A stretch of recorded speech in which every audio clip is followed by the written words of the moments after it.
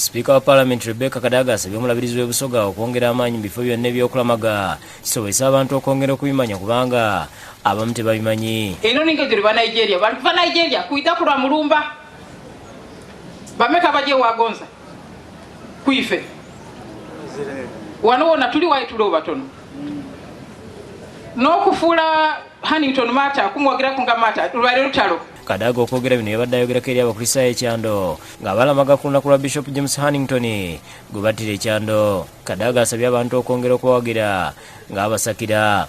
Omukisa guliwo tugukozese. Ekifo tulikwetaaga kikule. Abantu bano bali basuza wano ba wiiki namba bali kusinza. Bali kulya ne okay embere njaga ine kale it's not serious food. So Bishop Nayamane asabye abasoga okwongera okusaba kuba baba bakolimira okuva we bata Bishop Huntington. Tujye ekyando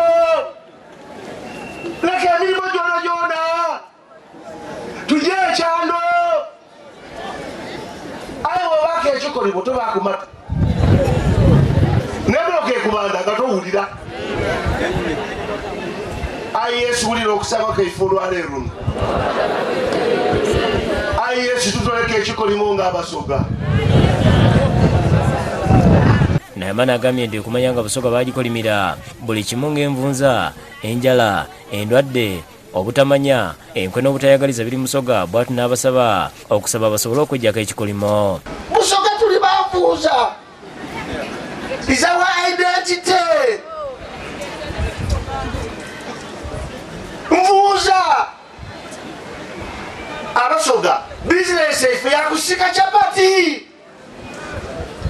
kukola kisi abasoga bizinesi yakufuga bodaboda emwaliri lwainado dajala. Ababuulizi okuli Godfrey Majoli, Frederick Mwanje ne Moses Salongo basomeseza abantu ebyafaayo bya Bishop Huntington mu bifo eby'enjawulo nga yasomeranga ebitabo kiyiti library we bamutira n'ensolo we yajjanga amazzi. Buyamalanga okola emirimu gino yajja kwibala eri enuma waifaawo yafukamira yeebaza Katonda.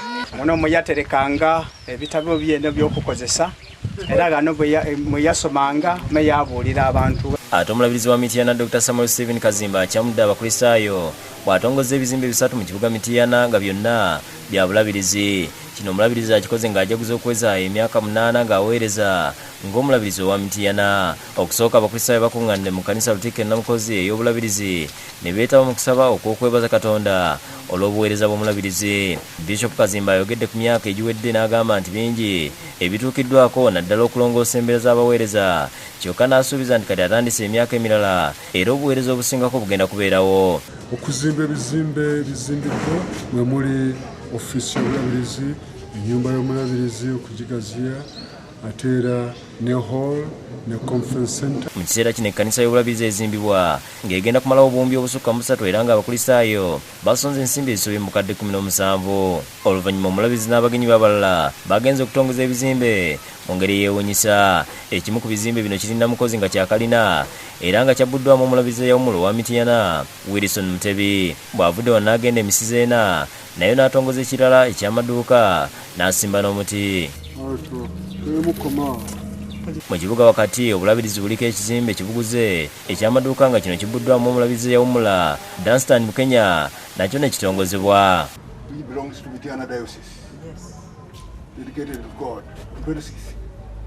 David Kibuuka ne Luka Kajiri byokusekedde gwe lino ku Lwabukedde TV.